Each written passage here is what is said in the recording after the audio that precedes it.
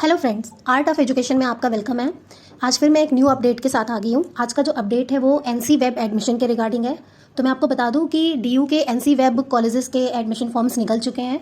Registration start हो चुका है 28 मई, मतलब कि कल से ही आपका रजिस्ट्रेशन स्टार्ट हो चुका है इसका, और इसकी लास्ट डेट अभी तक कोई नहीं है। तो इसमें एक चीज़ और जानना ज़रूरी है कि इसमें सिर्फ गर्ल्स के लिए ये कॉलेज होता है। इसमें कोई बॉय अप्लाई नहीं कर सकता है, ओनली फॉर गर्ल्स। और वो भी उन गर्ल्स के लिए होता है जो दिल्ली की गर्ल्स है, मतलब कि जिन्होंने दिल्ली से ही 12th पास आउट किया है और जिसके पास रेजिडेंशियल प्रूफ भी दिल्ली का होना चाहिए। सिर्फ वही लोग इस फॉर्म को फिल कर सकते हैं। और यहाँ से एनसी वेब से सिर्फ आप 2 कोर्स कर सकते हो ओनली। एक आपका बीए प्रोग्राम है, दूसरा आपका है बीकॉम प्रोग्राम। इसके अलावा और कोई कोर्स आप नहीं कर सकते हो, BA program and BCom program. तो इसका रजिस्ट्रेशन स्टार्ट हो गया है। रजिस्ट्रेशन करने के लिए आपको क्या करना है, आपको डीयू की वेबसाइट पे जाना है। डीयू की वेबसाइट पे जब आप जाओगे तो वहाँ पे आपको नॉन कॉलेज का ऑप्शन दिखेगा, नॉन कॉलेज मतलब एनसी वेब का ऑप्शन दिखेगा। आप वहाँ पे क्लिक करोगे, क्लिक करते ही आपको ऊपर दिखेगा न्यू रजिस्ट्रेशन। ठीक है, तो आप न्यू रजिस्ट्रेशन पे क्लिक करोगे।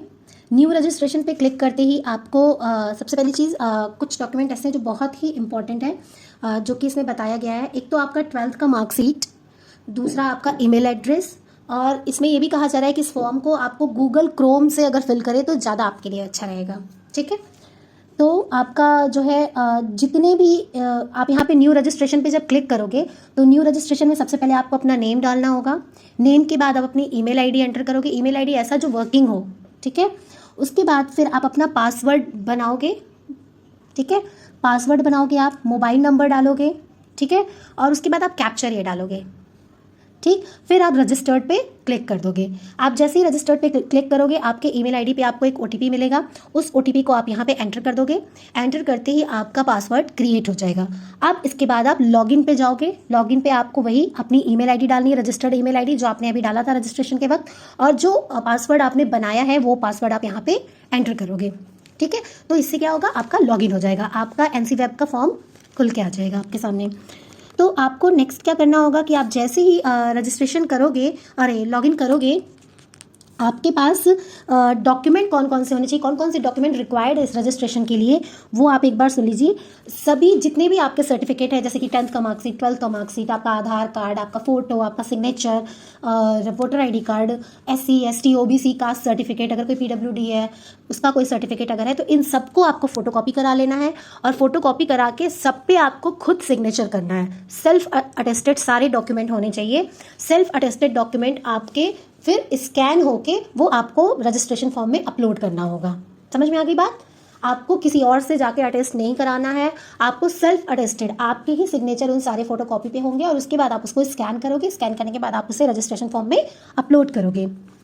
ठीक, अब इसके बाद क्या है, आपका जो है OBC का जो, जैसे कि ये तो मैंने बता दिया कौन कौन से डॉक्यूमेंट चाहिए आपके, लेकिन जो आपका OBC का सर्टिफिकेट होगा, OBC का सर्टिफिकेट आपका 31 मार्च 2022 के बाद का ही बना हुआ होना चाहिए।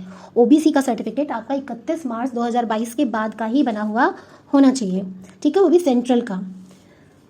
अब ये सारी इन्फॉर्मेशन आप यहाँ पे देख लोगे जैसे ही आपका लॉगिन हो जाएगा। जो मैंने बताया सारी इन्फॉर्मेशन आपको वहाँ पे दिखेगी जो मैं बता रही हूँ। ठीक है, उसके बाद वहाँ पे आपको सारी इन्फॉर्मेशन पढ़ने के बाद नीचे आपको दिखेगा I have read the information. ठीक है, वहाँ पे आप क्या करोगे, टिक का क्लिक कर दोगे। क्लिक करने के बाद आपका फॉर्म ओपन हो जाएगा। फॉर्म ओपन होने के बाद आपको दिखेंगे कि रजिस्ट्रेशन करने के 5 स्टेप है टोटल। ठीक है, 5 स्टेप में जो सबसे पहला स्टेप आपका है, पहले स्टेप में आपको अपना पर्सनल डिटेल फिल करना है सारा। ठीक है, पर्सनल डिटेल समझ रहे हैं ना, जैसे कि आपका नेम हो गया, फीमेल मतलब जेंडर हो गया, डेट ऑफ बर्थ हो गया, सिटीज़न हो गया आपका। ठीक, कैटेगरी हो गई आपकी SC ST OBC जनरल जो भी है। तो अगर SC ST OBC है तो आप तभी उस पर क्लिक करना अगर आपके पास इन तीनों में से इनका सर्टिफिकेट आपके पास होना कंपलसरी है। उसके बाद फिर नेक्स्ट आपका आएगा माइनॉरिटी कॉलेज। माइनॉरिटी कॉलेज मतलब कि जिन भी बच्चों को क्रिश्चियन, सिख या फिर मुस्लिम माइनॉरिटी वाले कॉलेजेस में एडमिशन चाहिए स्पेसिफिक, तो वो यहाँ पे माइनॉरिटी कॉलेज पे क्लिक कर देंगे। ठीक, उसके बाद फिर आपका स्टेट डोमिसाइल भी आपके पास होना चाहिए। ठीक, फिर आपको क्या करना है, फादर मदर का डिटेल फिल करना है, उनका नेम, उनका ऑक्यूपेशन, जो भी चीज़ें यहाँ पे आ रही हैं। नेक्स्ट फिर आपका आ जाएगा एड्रेस, आपको अपना एड्रेस फिल करना है यहाँ पे। ठीक। फिर आ जाएगा bank account detail. Bank account detail को आपको बहुत ही ध्यान से फिल करना है, क्योंकि जो भी आप फीस पे करोगे एडमिशन के वक्त, अगर दोबारा के कट ऑफ में आपको दूसरा कॉलेज पसंद आ जाता है तो वो जो फर्स्ट कॉलेज में आपने फीस पे कर रखी है उसका रिफंड आपको इसी बैंक अकाउंट में मिलेगा। तो इसलिए बैंक अकाउंट आप बहुत ही ध्यान से फिल करेंगे। तो ये रहा आपका पर्सनल डिटेल, जिसको आपको इस तरीके से फिल करना है। नेक्स्ट, अब इसके बाद आ जाते हैं हम सेकेंड स्टेप पे। सेकेंड स्टेप में क्या है, आपको आपके सारे जो एकेडमिक चीज़ें हैं वो सारी फिल करनी है।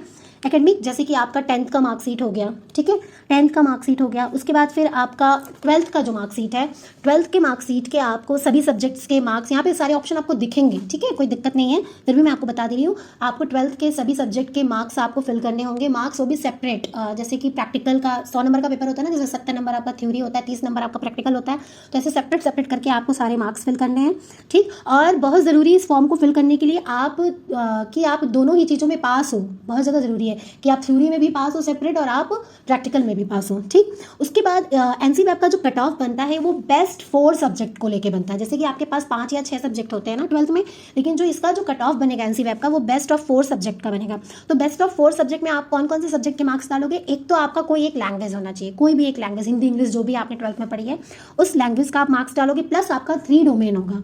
3 डोमेन मतलब जो भी आपके मेन सब्जेक्ट है, पॉलिटिकल साइंस, हिस्ट्री, इको, जो भी है, ठीक है, अकाउंट्स, बीएसटी, वो आप यहाँ पे 3 डोमेन आप यहाँ पे एंटर करोगे। समझ में आ गया? 1 लैंग्वेज और 3 डोमेन। उसके बाद फिर आपको क्या करना है, ये सारी चीज़ें समझ में आ गई किस तरीके से, तो इस तरीके से आप सारे डिटेल्स को आप फिल कर देंगे। फिल करने के बाद आपका यहाँ पे आगे की भी डिटेल पूछी जा रही है, जैसे कि नेम ऑफ द स्कूल, कौन से स्कूल से आपने किया है 12th, प्राइवेट से, गवर्नमेंट से, ठीक है, एड्रेस क्या है स्कूल का, ये सारी चीज़ें आपको यहाँ फिल करनी है। और उसके बाद फिर इसमें आगे और भी चीज़ें पूछ रहा है कि जैसे कि आपने हिंदी कौन सी क्लास तक पढ़ी है, बंगाली कौन सी क्लास तक पढ़ी है, संस्कृत कौन सी क्लास तक पढ़ी है, तो ये सारी चीज़ें आपको दिख रही हैं फॉर्म में। आप इसको जो है अपना क्लिक करते जाएंगे जो भी आपका है, ठीक। उसके बाद फिर आप आ जाएंगे थर्ड स्टेप पे। थर्ड स्टेप में आपको क्या करना है, सिर्फ आपको अपने 12th का मार्कशीट सेल्फ अटेस्टेड आपको अपलोड करना है। 12th का मार्कशीट, ठीक है, सेल्फ अटेस्टेड आपको अपलोड करना है यहाँ पे।